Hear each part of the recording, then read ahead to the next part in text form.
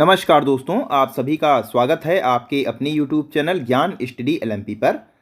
जैसा कि दोस्तों हमारी क्लास चल रही थी, कल हम प्राचीन भारत का इतिहास पढ़ा रहे थे। उसी में दोस्तों आज दूसरी हमारी क्लास है, इसी क्लास को कंटिन्यू करेंगे और आज हम सैंधव सभ्यता एवं संस्कृति के बारे में पढ़ेंगे। ये दोस्तों सामान्य ज्ञान के आने वाले इंपॉर्टेंट प्रश्न हैं, तो इनको जो है आप ध्यान से करें। Important question for all exam. तो आइए दोस्तों आज की क्लास शुरू करेंगे। क्लास शुरू करने से पहले अगर दोस्तों आप चैनल पर पहली बार आए हैं तो चैनल को सब्सक्राइब कर लें, साथ में बेल आइकन को अंडर प्रेस कर लें, जिससे डेली की डेली दोस्तों जो हमारी क्लास होती है इसकी जानकारी आपको मिल सकेगी। तो अब दोस्तों आइए आज की क्लास शुरू करेंगे।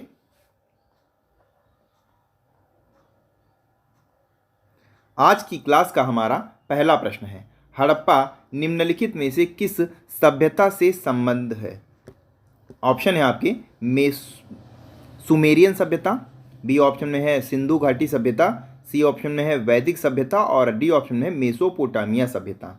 तो इसका दोस्तों सही उत्तर है हड़प्पा सभ्यता सिंधु घाटी सभ्यता से संबंधित है। तो यहाँ पर दोस्तों बी ऑप्शन हमारा क्या हो जाएगा? बी ऑप्शन हमारा सही हो जाएगा। हड़प्पा नामक पूरा स्थल सिंधु घाटी सभ्यता से संबंधित है और इस सभ्यता का प्रथम पुरातात्विक प्रमाण हड़प्पा से प्राप्त होने के कारण सैंधव सभ्यता को हड़प्पा सभ्यता के नाम से भी जाना जाता है। कालानुक्रम की दृष्टि से यह सभ्यता मिस्र एवं मेसोपोटामिया की प्राचीन सभ्यताओं के समकालीन मानी जाती है। तो यहाँ पर दोस्तों हमारा बी ऑप्शन सही उत्तर हो जाएगा। आइए दोस्तों अगले प्रश्न पर चलते हैं। अगला दोस्तों 2 नंबर का हमारा प्रश्न आ जाता है, सिंधु घाटी सभ्यता गैर आर्य थी, क्यों थी आपको यहाँ पर बताना है। ऑप्शन है आपके वह नगरीय सभ्यता थी, बी ऑप्शन में है उसकी अपनी लिपि थी, सी ऑप्शन में है उसकी खेतहर अर्थव्यवस्था थी और डी ऑप्शन में है उसका विस्तार नर्मदा घाटी तक था। तो इसका दोस्तों यहाँ पर सही उत्तर हो जाएगा वह नगरीय सभ्यता थी। तो यहाँ पर ए ऑप्शन दोस्तों इस प्रश्न का सही उत्तर हो जाएगा। ए ऑप्शन यहाँ पर हमारा सही उत्तर हो जाएगा। सिंधु घाटी की सभ्यता गैर आर्य मुख्य रूप से इसलिए थी क्योंकि वह नगरीय सभ्यता थी, जबकि आर्य सभ्यता ग्रामीण थी।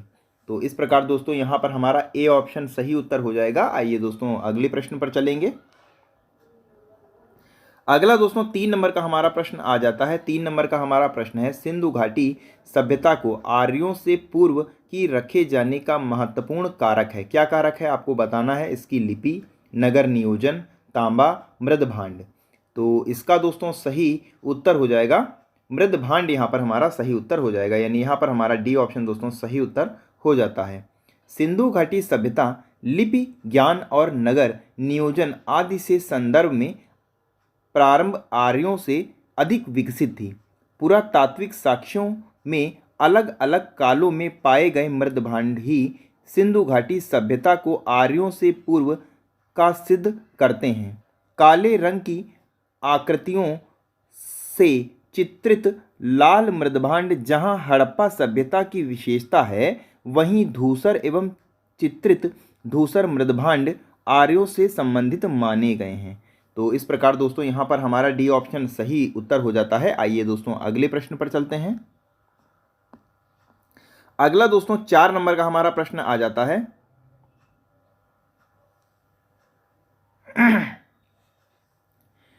सिंधु घाटी संस्कृति वैदिक सभ्यता से भिन्न थी, क्योंकि किस लिए भिन्न थी आपको यहाँ पर ये बताना है। ऑप्शन है आपके इसके पास विकसित शहरी जीवन की सुविधा थी, बी ऑप्शन है इसके पास चित्रलेखीय लिपि थी, सी ऑप्शन है इसके पास लोहे और रक्षा शास्त्रों का ज्ञान का अभाव था और डी ऑप्शन है उपर्युक्त सभी।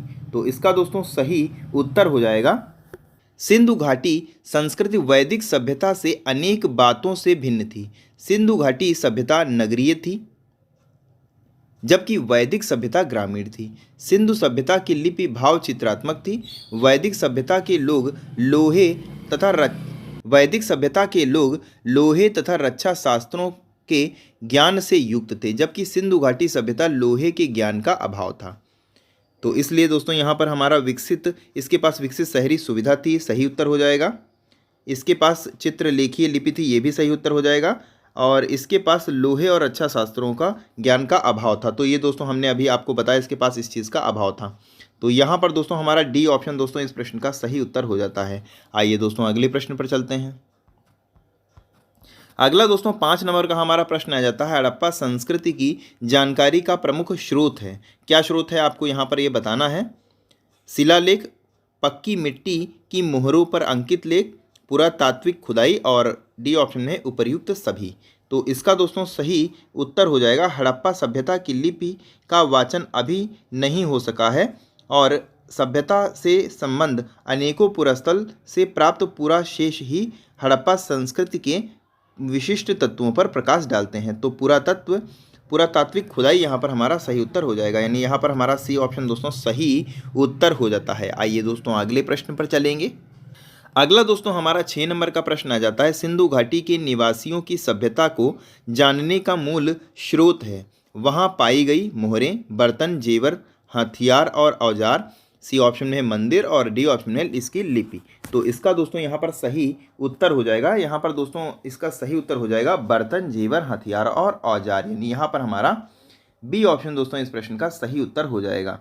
बी ऑप्शन सही हो जाएगा। सैंधव सभ्यता से संबंध विभिन्न पुरास्थलों की खुदाई के फलस्वरूप वहाँ से प्राप्त पुरावशेष यथा बर्तन, जेवर, हथियार और औजार आदि सैंधव घाटी के निवासियों की सभ्यता को जानने के मूल स्रोत हैं, क्योंकि सैंधव लिपि का अभी तक वाचन नहीं हो सका है। तो इस प्रकार दोस्तों यहाँ पर हमारा सी ऑप्शन सही उत्तर हो जाता है। आइए दोस्तों अगले प्रश्न पर चलेंगे।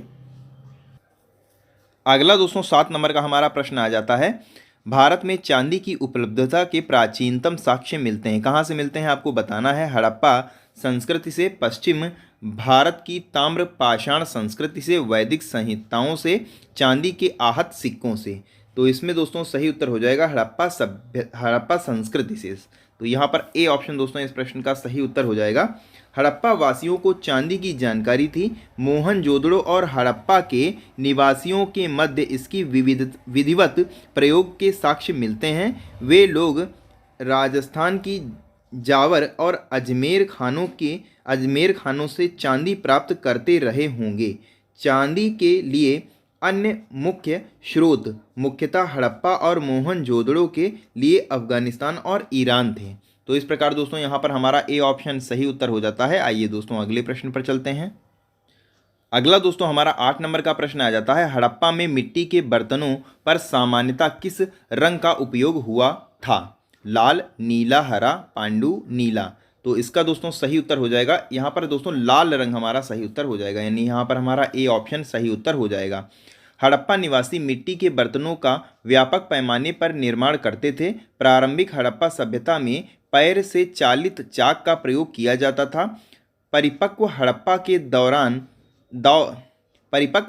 के दौर में हाथ से चालित चाकों का प्रयोग किया जाने लगा था और डिज़ाइन के आधार पर इन बर्तनों को 2 श्रेणियाँ थीं।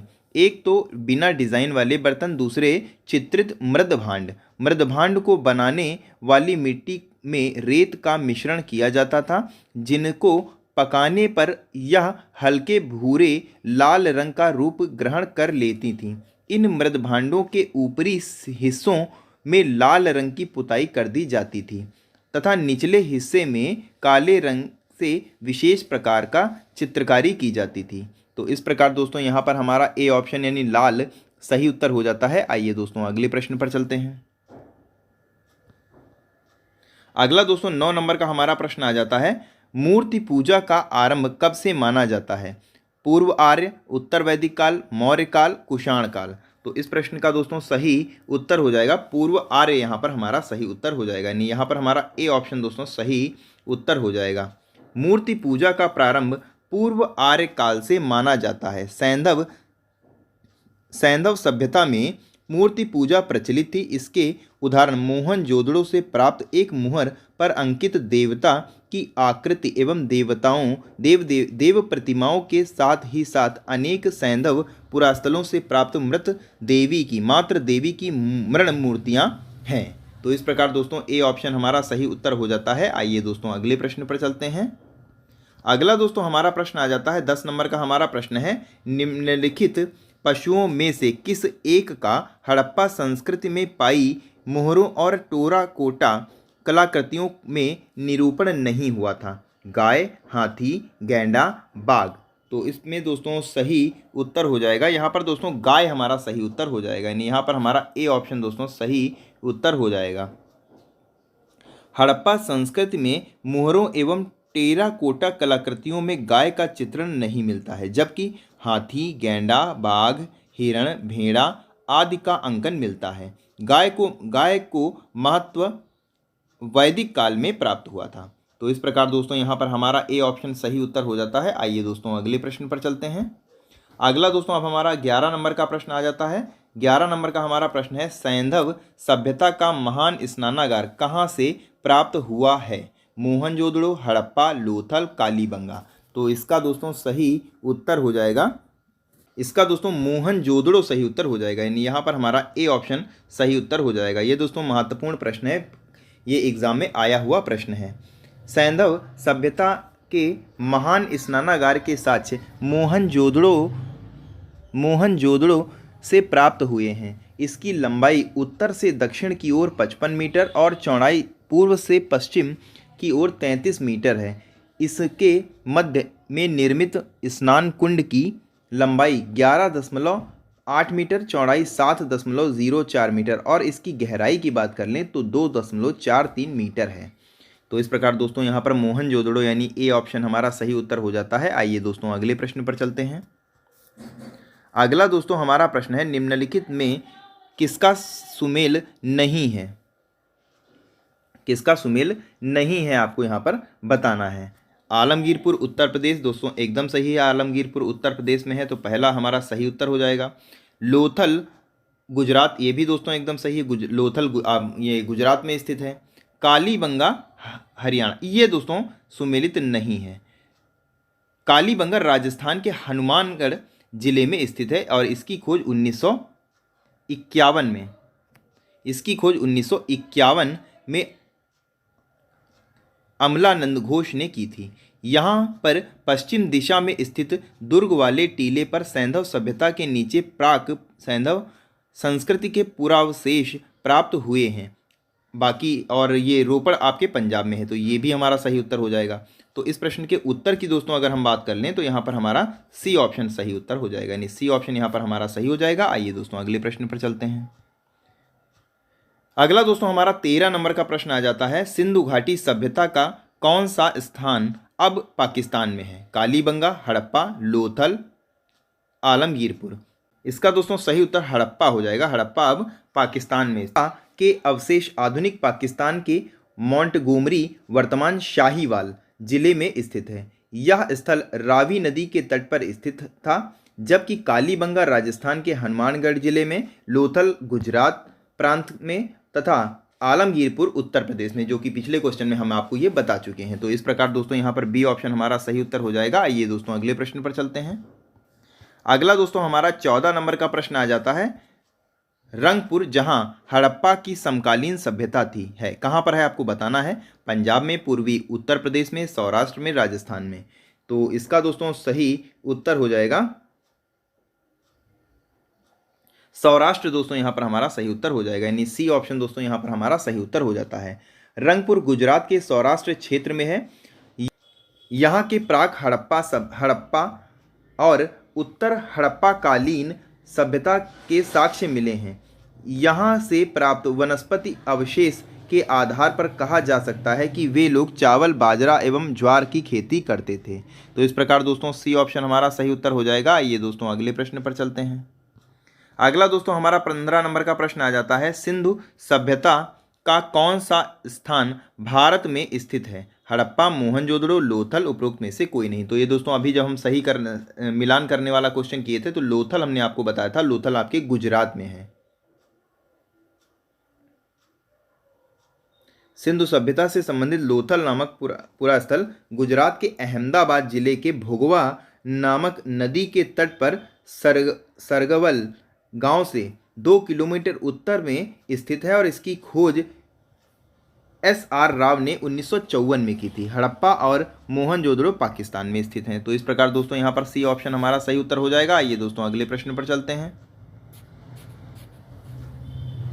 अगला दोस्तों हमारा प्रश्न है, वह हड़प्पा नगर जिसकी प्रतिनिधित्व लोथल का पुरातत्व स्थल करता है किस नदी पर स्थित है? नर्मदा, माही, भुगवा, मध्यम। यहाँ पर दोस्तों ये टाइपिंग में गलत हो गया, यहाँ पर भीमा नदी थी, लेकिन ये ऑप्शन हमारा सही नहीं है, इसलिए इस पर कोई फर्क नहीं पड़ता है। यहाँ पर सही उत्तर हमारा है भुगवा नदी। तो सी ऑप्शन दोस्तों यहाँ पर हमारा सही उत्तर हो जाएगा। हड़प्पीय नगर लोथल गुजरात के अहमदाबाद जिले में भुगवा नदी के किनारे स्थित है। ये हमने अभी आपको बताया था। तो इस प्रकार दोस्तों सी ऑप्शन हमारा सही उत्तर हो जाएगा। आइए दोस्तों अगले प्रश्न पर चलते हैं। अगला दोस्तों अब हमारा 17 नंबर का प्रश्न आ जाता है, निम्नलिखित में से कौन सा सिंधु घाटी की सभ्यता से संबंधित स्थल नहीं है? कालीबंगा, रोपड़, पाटलिपुत्र, लोथल। तो इसमें दोस्तों ये तो सरल क्वेश्चन आ गया है, अगर आपने थोड़ा सा भी पढ़ा होगा तो ये आप आसानी से इसका उत्तर दे सकते हैं। पाटलिपुत्र यहाँ पर हमारा दोस्तों सही उत्तर हो जाएगा, यानी सी ऑप्शन दोस्तों यहाँ पर हमारा सही उत्तर हो जाएगा। कालीबंगन, रोपड़ और लोथल घाटियाँ सिंधु घाटी से संबंधित हैं, जबकि पाटलिपुत्र महाजनपद कालीन एक प्रमुख नगर था। तो यहाँ पर सी ऑप्शन हमारा सही उत्तर हो जाएगा। आइए दोस्तों अगले प्रश्न पर चलते हैं। अगला दोस्तों हमारा प्रश्न आ जाता है, भारत का सबसे बड़ा हड़प्पन स्थल है, कौन सा है? सबसे बड़ा आलमगीरपुर, कालीबंगा, लोथल, राखीगढ़ी। तो सबसे बड़ा राखीगढ़ी दोस्तों यहाँ पर हो जाएगा। डी ऑप्शन दोस्तों यहाँ पर हमारा सही उत्तर हो जाएगा। राखीगढ़ी हड़प्पा सभ्यता का दूसरा सबसे बड़ा, मोहनजोदड़ो के बाद। मोहनजोदड़ो चूंकि इसमें ऑप्शन में नहीं था, इसलिए हमने राखीगढ़ी लगाया। भारत में सिंधु घाटी का दूसरा सबसे बड़ा स्थल धौलावीरा है। तो यहाँ पर दोस्तों डी ऑप्शन हमारा सही उत्तर हो जाएगा। आइए आगे प्रश्न पर चलते हैं।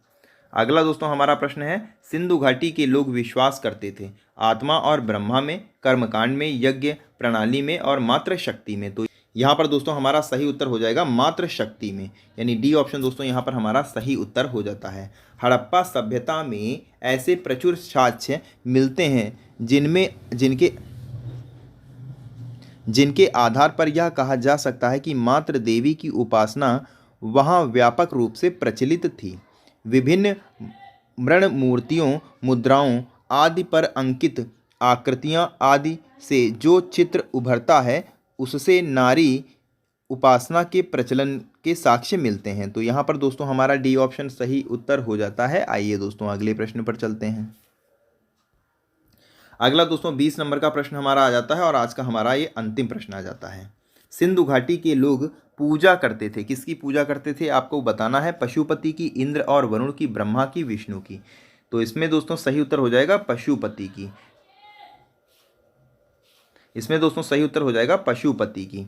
सिंधु घाटी के लोग पशुपति की पूजा करते थे और इसका प्रमाण मोहनजोदड़ो से प्राप्त एक मुहर है जिस पर योगी की आकृति बनी हुई है। उस योगी के दाईं ओर चीता और हाथी तथा बाईं ओर गैंडा एवं भैंसा चित्रित किए गए हैं। योगी के सिर पर एक त्रिशूल जैसा आभूषण है तथा इसके 3 मुख हैं। मार्शल महोदय ने इसे रुद्र शिव से संबंधित किया है। इसके अतिरिक्त बहुत सी प्रस्तर लिंग की भी आकृतियां प्राप्त हुई हैं जो शिव पूजा से संबंधित की जाती हैं। तो इस प्रकार दोस्तों यहाँ पर हमारा ए ऑप्शन सही उत्तर हो जाता है।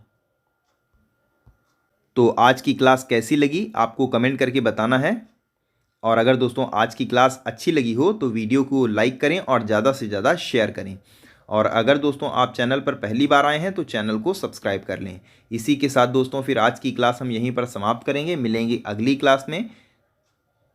तब तक के लिए नमस्कार, जय हिंद, जय भारत।